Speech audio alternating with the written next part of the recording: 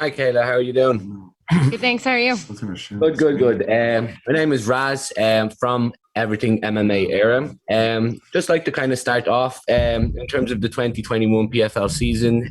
What can we expect from you, and what do you feel are your biggest challenges this year?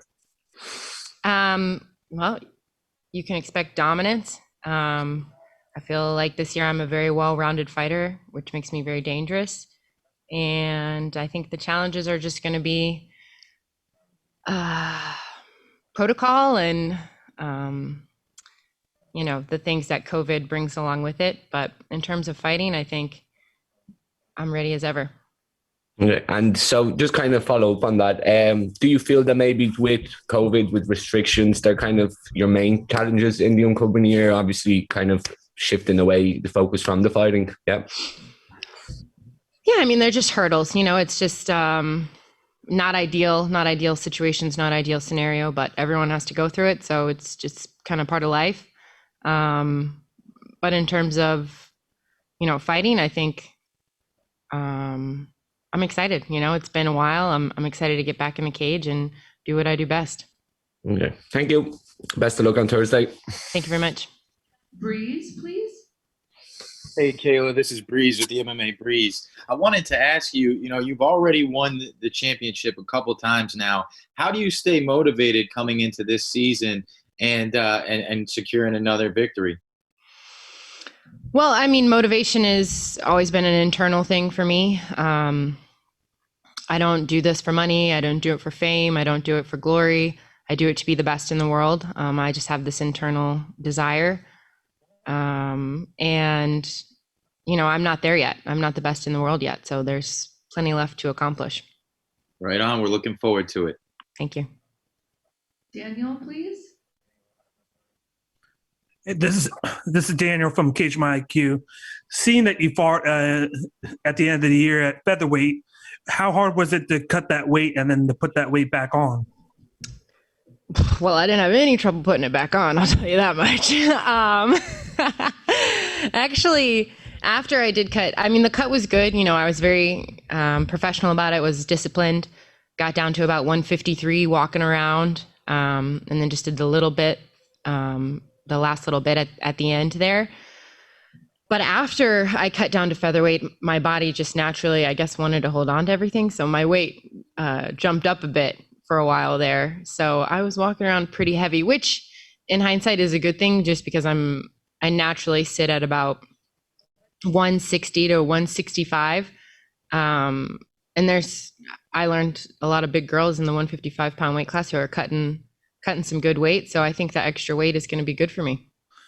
And then did you feel that fight is going to help you out, knowing that you would have had over a year fight difference compared to just a few months? Oh yeah, absolutely. I mean, there's no supplement for cage time and getting in there. You can't replicate that or emulate it anywhere. So just being able to get one fight in last year, get those feelings, those nerves, those excitement and jitters was important for me. And also just to continue to see my development, continue to see where I need to work and what I need to focus on. I was very happy that I got to fight last year. Thank you very much. Conan, please.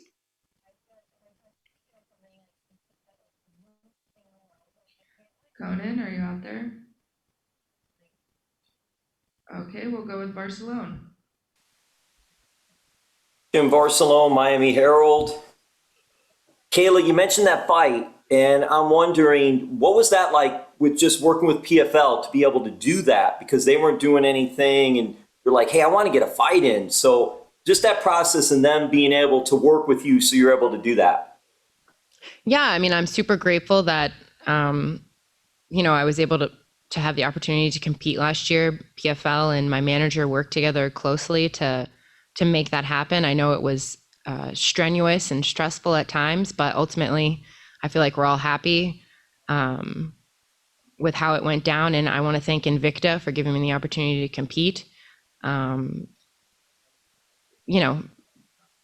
fight game is a very short window. You get in, you get off and you get out. And to have to take a year off in my prime would have been, I feel like, tragic. So I'm glad that the PFL and I were able to come to an agreement. And what was it like training now, getting ready for the season with American Top Team, growing as a fighter, growing as being able to train there at that special place? Of course. I mean, it's the best team in the world, American Top Team. Just the people you see come in and out of our doors every day, the level of fighters, the greatness that walks through the doors, and the coaching, the staff, everyone there from top to bottom. It's a smooth running ship, and being the team captain is a huge honor for me. I'm very blessed to call American Top Team home. That's really cool about the team captain too. Lastly, for me, Kayla, the Olympics are coming up this summer. You know a little something about the Olympics. Do you get jazzed a little bit, still excited, even though you're not competing for the Olympic gold anymore? Yeah, of course. I mean, it's the biggest sports stage in the world. It's a time in the world where we all come together and we put aside all of our differences. And one of my favorite things about the Olympics is its motto. The motto is Sidious, Audius, Fortius, which means faster, higher, stronger, not fastest, not strongest. It's all about giving your absolute best. And that's something that I try to live by every day in my life. So I'm a huge fan of the Olympics. I'm always going to be a huge fan. I actually might be commentating the judo portion of the Olympic Games for NBC. So I'm pretty excited about that. Oh, that's very cool. Well, thank you as always. All the best. Thank you. Dylan, please. Hey there, Kayla. I appreciate the time. My pleasure. I was just curious because there was a certain level of visceral beauty to the last fight there, just getting to uncork the elbows there. And that seemed to have a pretty immediate effect there. But, PFL obviously not allowing the elbows. I'm kind of curious. I imagine you're very excited to get back to competing within the PFL framework. But is it a bit of a bummer that the elbows have to be shelved for a little bit? For sure. It's kind of one of those things where you don't know what you're missing until you've had it, like if you give a kid sugar for the first time and they're like, that's kind of how I felt when I got to throw my first elbow. I was like, oh my God, this is awesome. And I'm sure a lot of fighters feel like, hopefully some rule changes can be made. So maybe they're allowed in the finals or something like that. I understand the reasoning behind not having them, but man, when you're a top heavy opponent or fighter like I am, they really change the impact of ground and pound. So I'm going to miss them. I'm going to miss those buggers. Yeah, well, definitely had great immediate effect there. So hopefully that can be brought back in the future. But in any event, I appreciate the time. My pleasure. Tanai. Hey, Kayla, Tanai from MMA Island. I wanted to bring back a conversation you had with Henry Cejudo, Triple C, about being the greatest combat sports athlete of all time. He has a fair argument. Self-proclaimed. He does have a decent argument, and so do you. You obviously are a judo world champion and the PFL champion. So what would it take for you to become the GOAT of combat sports? Well, first of all, Henry is a one-time Olympic champion. I don't believe he ever won the world championships in wrestling. He did win 2 belts in the UFC and has since retired at age of 12. I'm not really sure how old he is. So really, it's just a matter of time for me. I won the junior world championships. I won the senior world championships in judo. I won the Olympics, not once, but twice. I won the PFL belt. I'm about to win another belt this year. So I'm pretty sure if you do everything twice, that makes you the greatest of all time. And I don't think he's going to be able to hold a candle to my career. Absolutely. Love your confidence. Can't wait for Thursday. Thank you. Head Kick Audio. Hey, Kayla, this is Steve with Head Kick Audio. How you doing? Good. How are you? I'm great. Sorry. What has been your biggest improvement since the last time we saw you compete? I think just my confidence. I'm definitely, my striking's coming along. I feel more developed as a fighter. I feel more comfortable inside of a cage. I'm not afraid to hit or get hit anymore. And I think that makes me a dangerous fighter. It's not necessarily like you see these vast improvements and, I'm not going to go out there and throw a spinning back kick or anything like that. But I just think that overall, I'm much more comfortable and at ease inside of a cage. And that helps me implement my game plan even more dominantly, which, if that's possible, is scary. Thank you for your time. Pleasure. Sergio? Hi, Kayla. This is Sergio from Fighter Path MMA. How are you doing? I'm good, thanks. How are you? Not too bad. So favorites like Anthony Pettis and Lance Palmer suffered defeats a couple weeks back. You're obviously the favorite going into this one. Do you feel any added pressure as a favorite? And do you feel like there's a target on your back because of that? No, I don't feel any added pressure. You know, nothing in the outside world could put any more pressure than I do to myself internally. And I've been under the bright lights for a long time now. And it's where I shine, you know. I'm built different, and I think I mean, I've had a target on my back from day one, I feel like, since I've been here. So it is what it is. This is my job, this is my life, and nothing's gonna stop me. I love it. Thanks and best of luck. Thank you. Darnell, please. Hi, Kayla. Darnell Giovanni with MMA Island. Just had a question for you in regards to training at American Top Team. Who is one of your toughest sparring partners when you walk in there just like, oof, this is going to be a rough day? Well, all of them. I sparred a lot with Pedro Munoz this camp, and I don't know if you guys, I mean, I'm sure you guys all know him and see him and what a juggernaut he is. So that was tough. Just like he's a pressure fighter with good takedown defense. So it's like, oh, what do I do? No, everybody there is a tough. I mean, there's no such thing as an easy day at American Top Team. My sparring partner, my main training partner, Anthony, we call him Goose, is here with me, and he gives me a big push. I sparred a little bit with Valerie Lareda this camp. She's a killer. So yeah, I mean, I have nothing but good things to say about all of my training partners. I love them and I love to hate them. Thank you so much, Kayla. Tom Ward, please. Hey, Kayla, you've spoken a lot about becoming a more well-rounded mixed martial artist. Can you just tell us a bit how you've worked on your striking? Yeah, I mean, I think, you know, it's been at the forefront sort of for a while in my MMA career, you know, just getting comfortable, working on specific techniques that fit my game plan, that fit my style of fighting, working on the basics.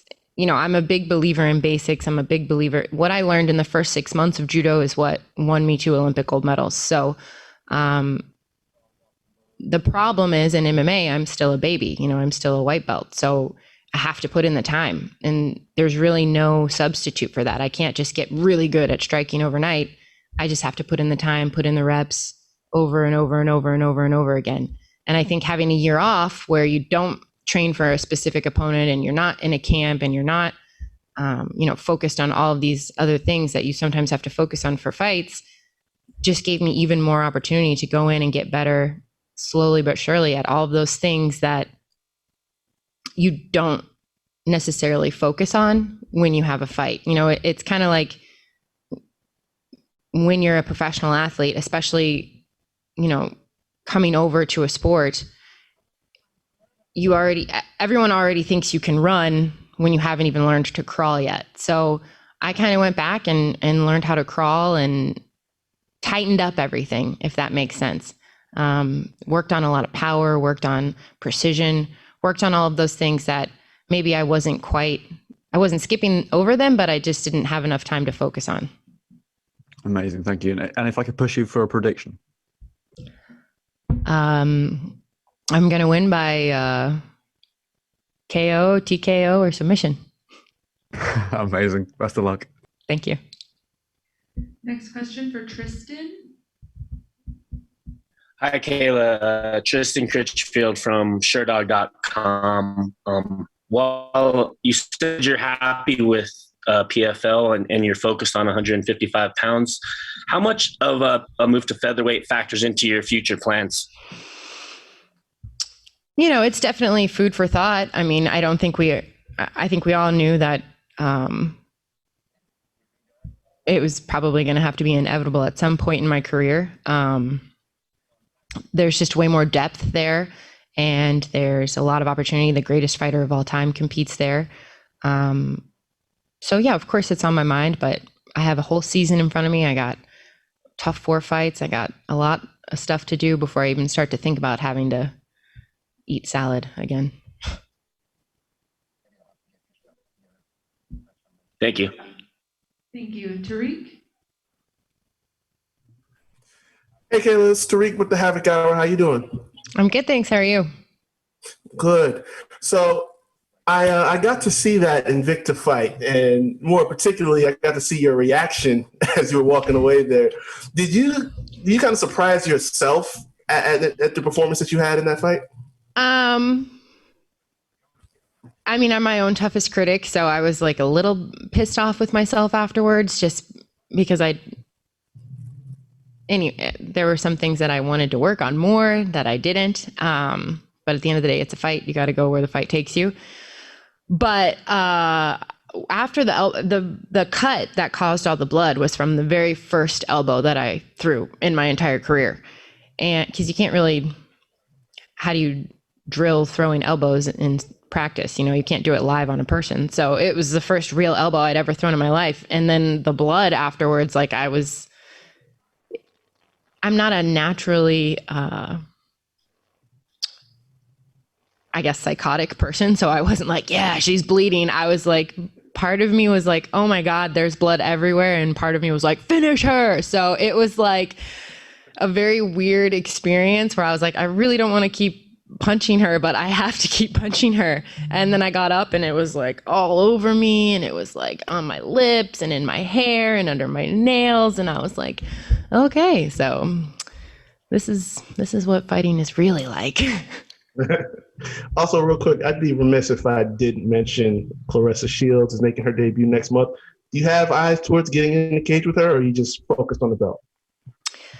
I mean, I'm very excited for her debut. I think it's very early in her career to anticipate us fighting anytime in the near future. She's not in the season. I'm in the season. And I think it's good for her to take her time, get her feet wet, get some one-off fights, get the experience that she needs. And if and when she's ever ready, I'll be waiting. It's good to see you, champ. Good luck on Thursday. Thank you so much. All right, let's have our last question go to Michael Owens, please. Hey, Kayla, how are you doing? I'm good. How are you? Everything good here in Puerto Rico. Thank you so much for your time. My question for Puerto Rico. Okay. Yeah, our weather is decent at this point, so that's a good thing. How important for your legacy as a fighter is to maintain that undefeated record that you still have? You know, I don't really think about undefeated a lot in my visualization and stuff like that. Listen, loss is a part of life. I've been, you know, in the thrill of victory and the agony of defeat in my career many times before. It happens. I don't plan for it to happen ever in my MMA career, but it's not going to be something, if it were to happen, that would ever break me or change me. And I don't think that in terms of legacy, you look at all of the great champions and people of our time and of history, it's not what happened. It's not when you lose, it's what you do with your loss. It's how you overcome those obstacles. And that's been the story of my life. It's not, you know, I failed. It's failure is my fuel and watch me rise even higher. So that's my mentality towards taking a loss, but it's not going to happen. So don't worry about it. And just a quick follow-up regarding the bubble. How's been your experience in the PFL bubble, and how complicated mentally has been for you to be isolated from the world? We almost made it the whole conference. Yeah, listen, it's just part of life. This is what I have to do. My job is to go out there and fight and put on a hell of a performance and win. And my mom taught me that if you don't have anything nice to say, don't say it. So I'm just going to go do my job. Perfect. Thank you so much, and good luck on Thursday. My pleasure. Thank you. Thank you so much, Kayla. Appreciate you for coming out today. Thanks, guys.